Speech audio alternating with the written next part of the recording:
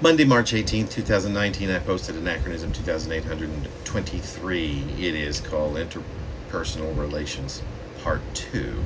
I have read Part 1 previously. It starts with a quote that begins with ellipses, throbs to the earlobes. Again, John Ashbery. It's pretty cool to get exposed to fine arts at an early age, like Kid Rock's doppelganger we each decide here in the quiet room of the homeless shelter in which I've resided for the better portion of 2 years. Yeah, it's pretty wild. Yeah, it's pretty cool. And then Mr. Lucid, for the first time I've known him, which has been here as my bunk neighbor for over 6 months, adds, and so are interpersonal relations. Nobody had a clue what to say for a long while after that. We implied it to be perhaps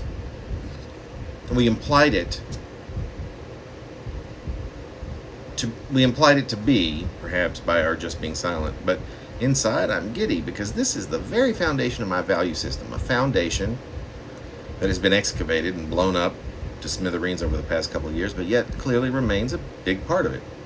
Scrooge just claimed in a very poignant moment that interpersonal relations are, well, pretty cool.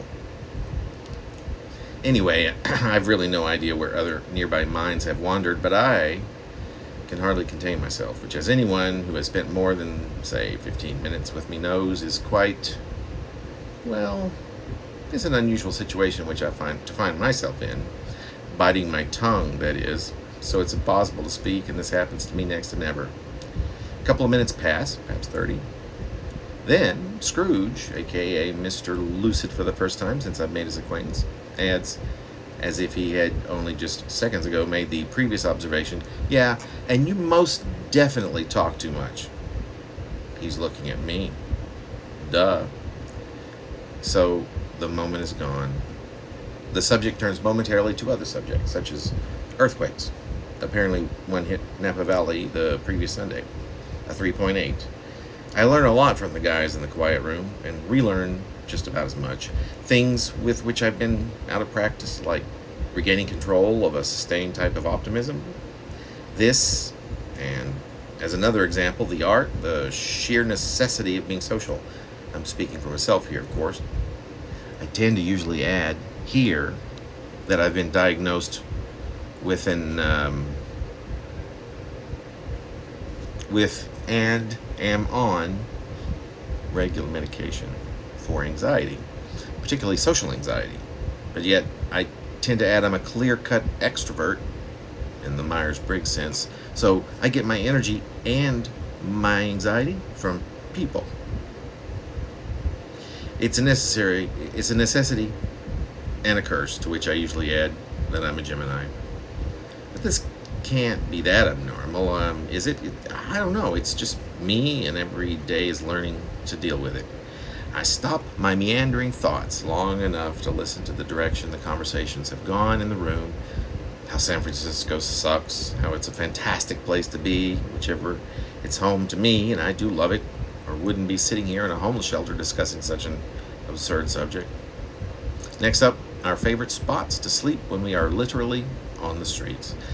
Mine happens to be Ina Coolbrith Park, named after a poet, a relatively untraveled diagonal block on Russian Hill, built on one of those avenues that give way to a dead end for vehicles for a block or two due to how steep they are or how wealthy the neighborhood, I suppose.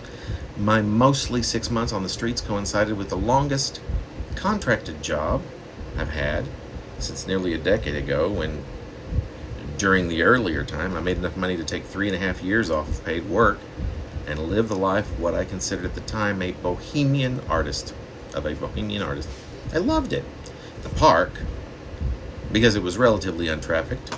I had my own cul-de-sac built of boulders to sleep within, a fortress as you will, and night or day it had one of the most beautiful vistas these eyes have encountered.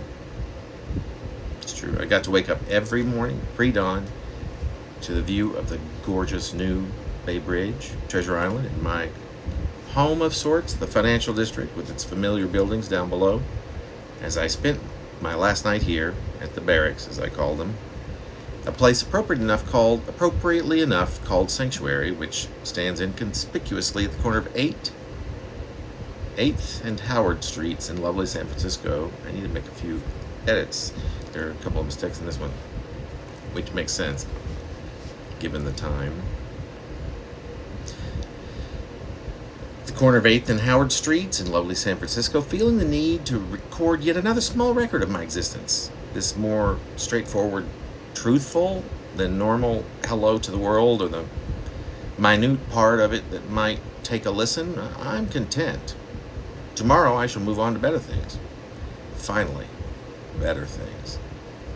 May it be an averaged out, of course, uphill swing for many years to come. Can't say that it hasn't been that, but it's been a very low grade uphill. If I had small glasses of champagne and bubbly juice to distribute here on my last night in the quiet room, I'd send us all a simple cheer. On to the next, and may it never be as consistently grueling as the recent past.